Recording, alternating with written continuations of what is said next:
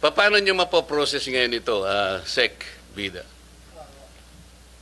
Kung ipipilit nyo halimbawa, tingnan nyo hanggang ngayon, what is the status of the application, for example, of the Discayas? I am not defending them.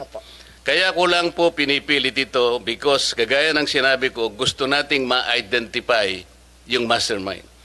Kung ayaw ninyong i-identify yung mastermind, that's a different matter altogether. So, kahit na wag nyo na siyang i-process, okay lang.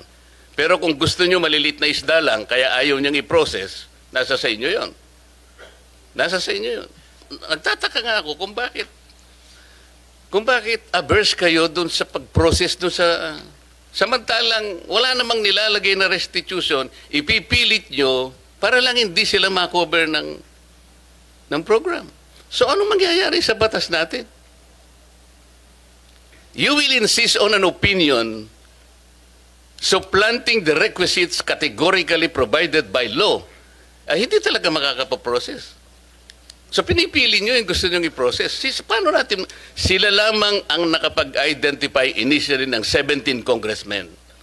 At doon sa kanilang mga testimony, lumalabas na rin ang pangalan ni Saldico and Martin Romualdez.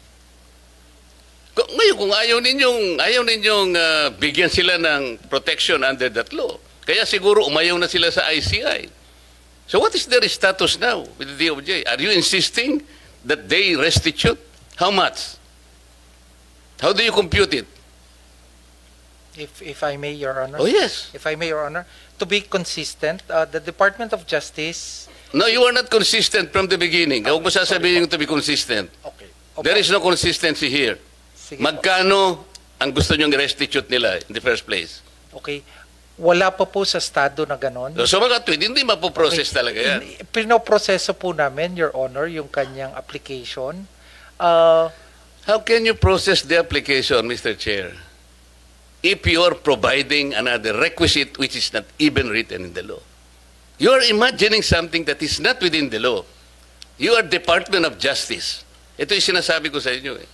You're supposed to be the chief. Pwede ho bang magdagdag, Your Honor? Halimbawa po, sa pagitan po ng pagpapalitan ng statement mula sa witness, sinabi ng isang witness, di ba, kasama ako sa sindikatong ito. Di ba?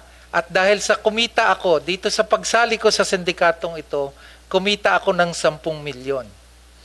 Kuwasa ho ba naman, hindi pa kukuhanin ng DOJ bago siya matanggap sa Witness Protection Program? Mga practical na aspeto lang po, Your Honor. So ano nga sinabi sa inyo ng mga Diskaya? Na-determine ninyo kung magkano ang kinita nila? Diba? Kaya po, Your Honor... Hindi nga, nakuha nyo na ba? Did they admit to you na sila ay nangulimbat ng ganito karaming pera? I have to explain myself. Opo. Hindi ko dinidepensa ng mga taong iyon. Opo. Ginawa ko lamang yon doon sa nalalaman ko na ma-identify natin ang pinaka-mastermind dito. Yun lang, wala nang iba. Opo. Kung gusto nyong ang ma-identify puro butete at saka sapsap, bahala na kayo sa buhay nyo. Gusto rin po namin, Your Honor.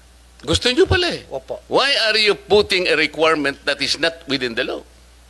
Tsaka na natin sila pag na-prosecute na natin yung mandarambong, na-prosecute na natin yung mastermind. Bakit? Makakalampas ba sila sa civil liability?